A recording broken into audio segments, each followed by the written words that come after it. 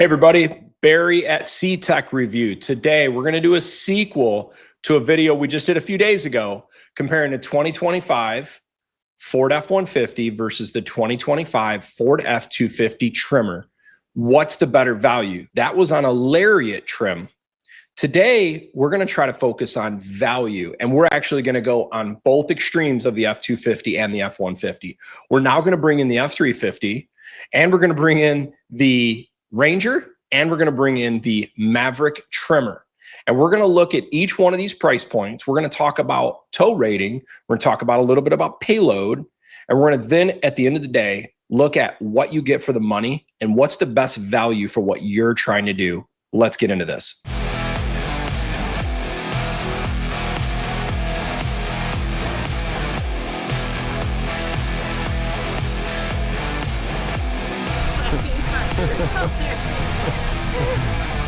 Okay, so the first one. The other day when we did this, we did not bring in the F-350 to the mix. If you don't follow the channel, I actually had a 2023 Ford F-350 Tremor, high output, Lariat Ultimate, sport appearance package. I'm trying to remember. Anyhow, it was a great truck. Did a lot of towing with our fifth wheel. Didn't really have too much of an issue with the truck. But fast forward a few years, some things have changed with Super Duty, and I want to show you some of the changes, but some of the things that are the same. Number one, this today is specific to a person that's wanting a Tremor. The Tremor is a unique animal in the Super Duty, where when you compare the F-250 to the F-350 Tremor, they're literally, in most configurations, the exact same truck. Same gearing, same axles, same ratios. Everything mechanically and functionally is the same, except one thing: the door sticker, payload, and the axle weight ratings, and the GVW and the combined GVW weight rating. You might ask, why do they do this? Well, certain states and certain people want to have a vehicle maybe with a 10,500 pound GVW, and they don't want a 12,500 pound GVW. And there's all these different trade-offs. Maybe it's license plate costs in your state, or maybe you get to a certain GVW, it forces you to have a CDL license to operate those vehicles. The Tremor is a unique animal because if you take a standard F-250 and a standard F-350 and stack them up, there's actually more differences in the suspension. You get overload springs in most cases on a 350 where you don't on a standard F-250. Maybe you get a bigger sway bar. There's other things like this. The Tremor is unique. 250 and 350 both have overload springs. They both have similar shock dampening. There's a bunch of similarities. But today's goal is to compare at the lower level, not a Lariat, not a leather interior. This is someone that wants a cloth interior truck. And I'm going to tell you right now, I built 5 configurations. I've not added one feature to these trucks. This is the lowest cost you can build. On the F-350, if we start right here, I've only selected the 7.3, which is the standard engine option with the Tremor off-road package. I've not selected any other option. Everything else is standard.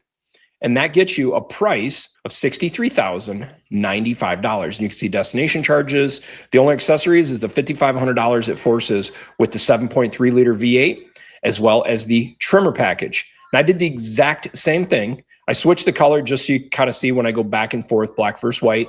You can kind of see I've selected the 7.3 and I selected the 603. I didn't even select that. That's just standard once you click on the Tremor package.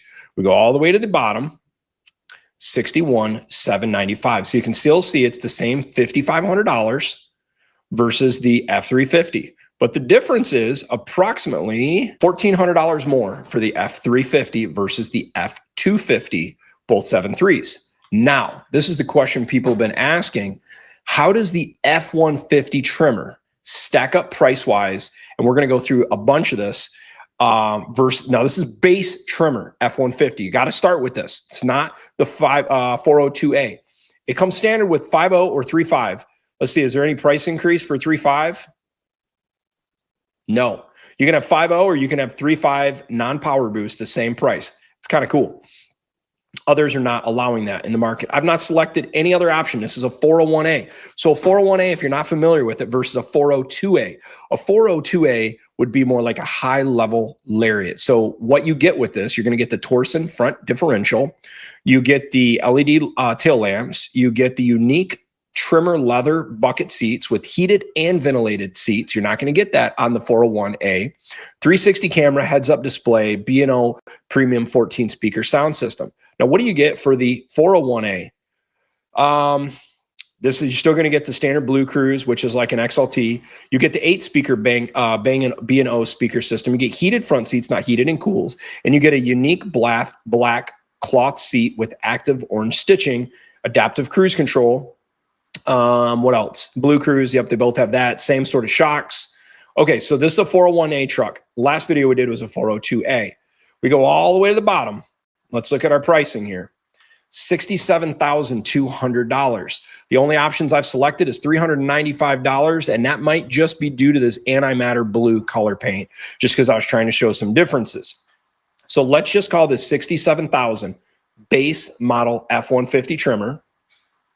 Now we're at $61,800 on the F-250 and $63,095 for the F-350. So you're effectively, what is that, $400 and $5,500 more for an F-150 versus the F-250 and F-350 Tremor. All right, now let's take it one level down.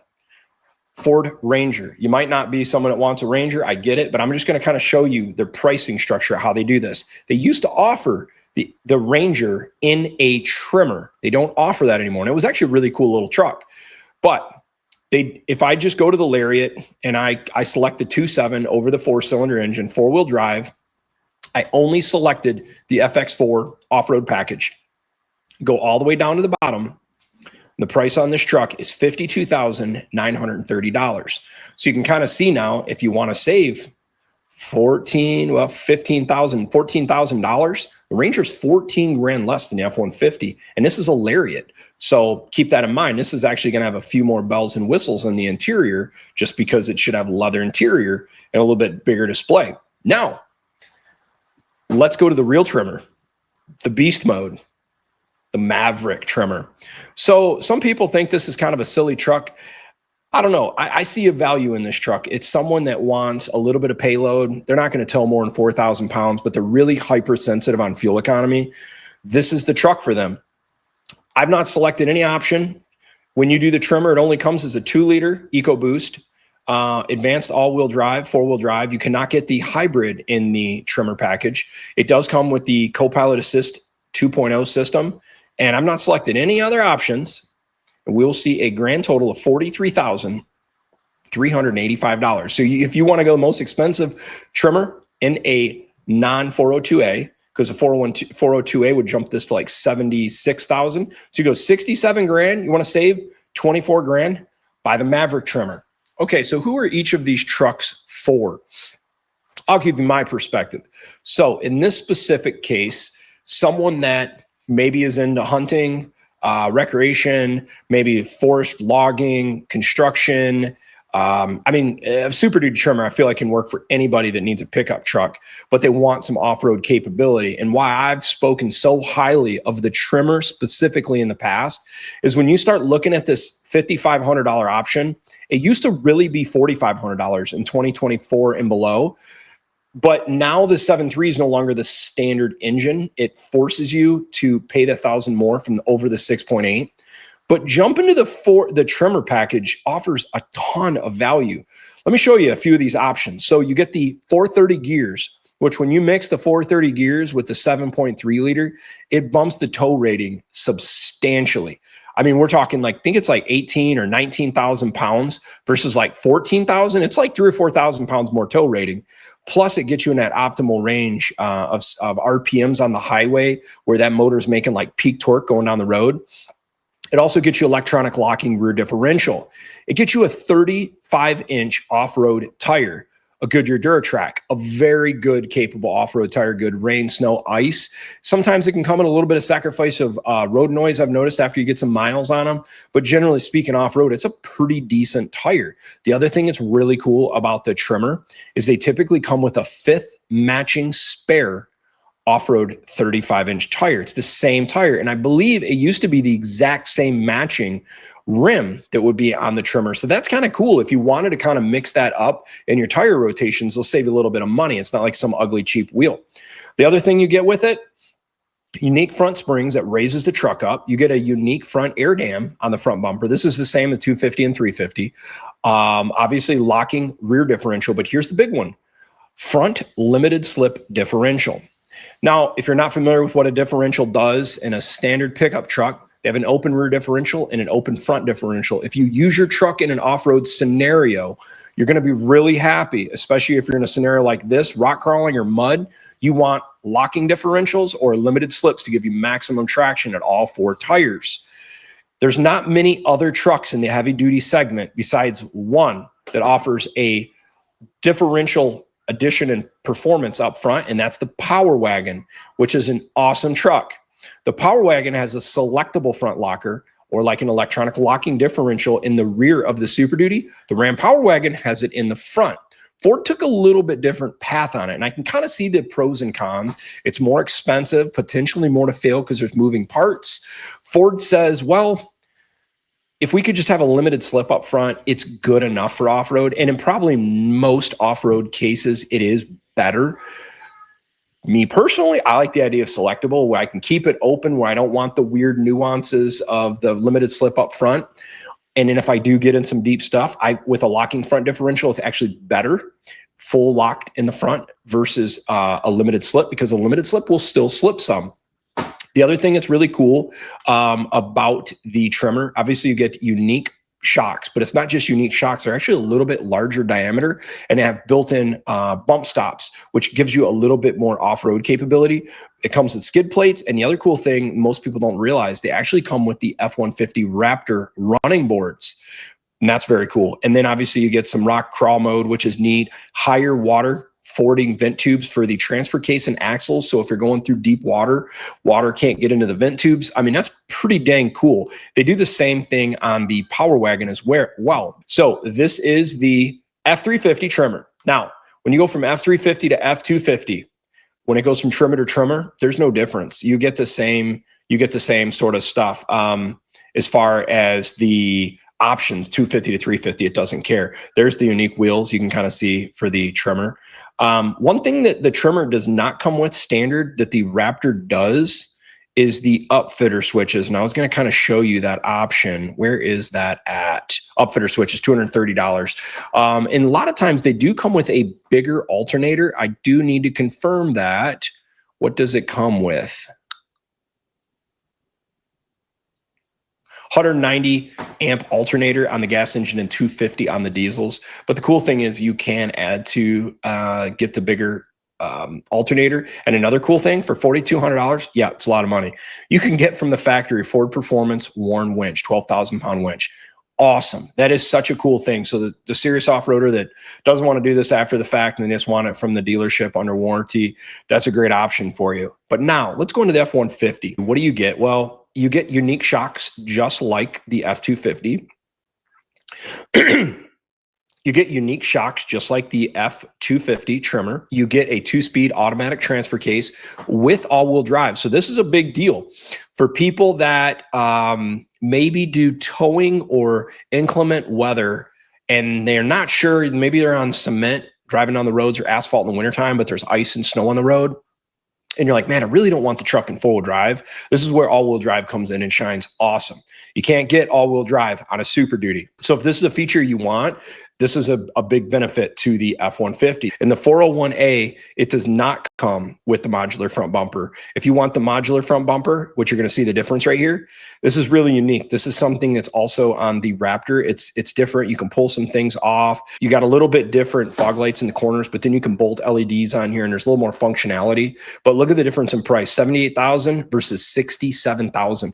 That is an $11,000 option if you want that feature. But on a basic 401A, you get the increased ride height. So it's lifted up just like an F-250. It's lifted up some, but on the F-150, you're not going to get a 35-inch tire.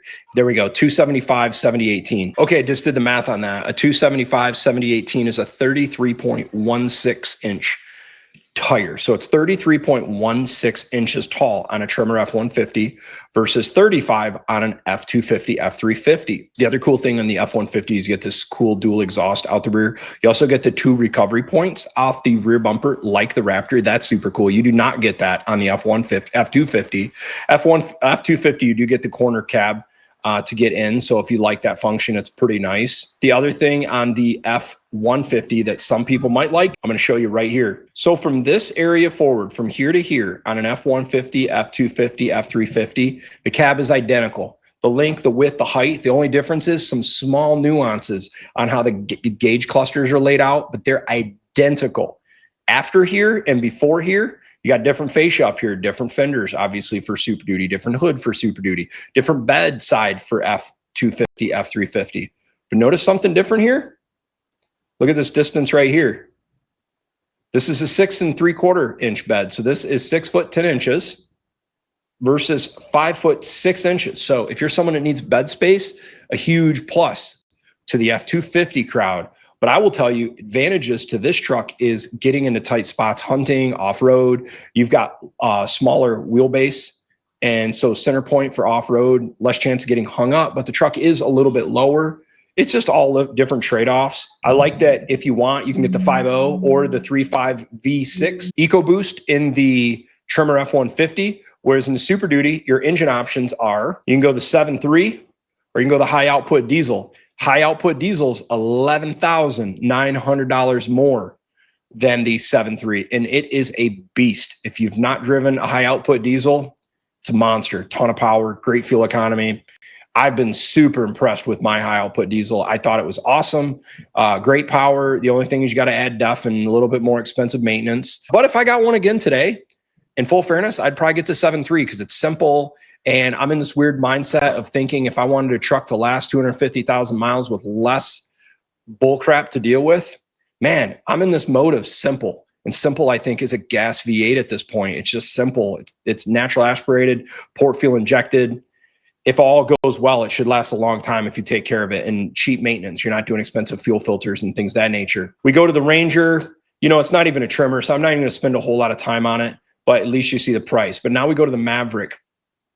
And I do kind of want to show you something. Tire size, 235, 65, 17. Okay, so the Tremor Maverick has a 29-inch tall tire. So you go from 29 inches to 33 to 35. So you can kind of see bigger tire, more off-road capability. You go from a truck here with, I think this has got about 4,500 pounds towing capacity. According to Google, the F-150 Tremor has a 10,200 pound tow rating and a payload of around 1,725 pounds, which is pretty similar to the payload I saw. According to Google, the 2025 F-250 Tremor with the 7.3 has a 19,500 pound tow rating with fifth wheel. Incredible. Now let's see how this compares to the F-350. We're just going to confirm this. We're actually going to go over into these. I want to see this 250, 7.3. Here we go, 430, crew cab, conventional towing. Okay, 18.2, that's conventional.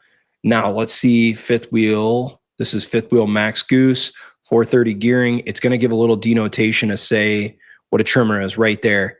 I am seeing 18.6 on the 250 with the 7.3. If you want a little bit more, no, 21.5. So you do pick up about 3,000 pounds more tow rating with the high output diesel on the 250. Now let's go to the 350. 350 crew cab, it's like 18.2, pretty much the same number.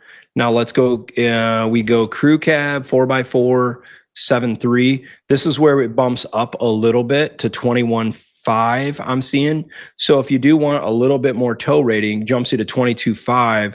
But then if we also go, let's look at just some payload configurators here. This is an awesome chart, by the way. I'll put a link down below if you want to look at some of this, because it's a big deal. It talks about the 2.5-inch hitches versus 3-inch, because this has been a big question since 2023. People don't realize there's actually a few different hitches on the Super Duties. They used to all be 3-inch on even the 350 single rear wheels. That's not the case anymore. You only get this in certain configurations with the dually and the high output diesel. But this chart is awesome. I love that Ford provides this breakdown of the different powertrains. All right, so now let's talk. We talked about tow rating. So we got what, 22,000, 350 19.5, 250, 10,500, 150.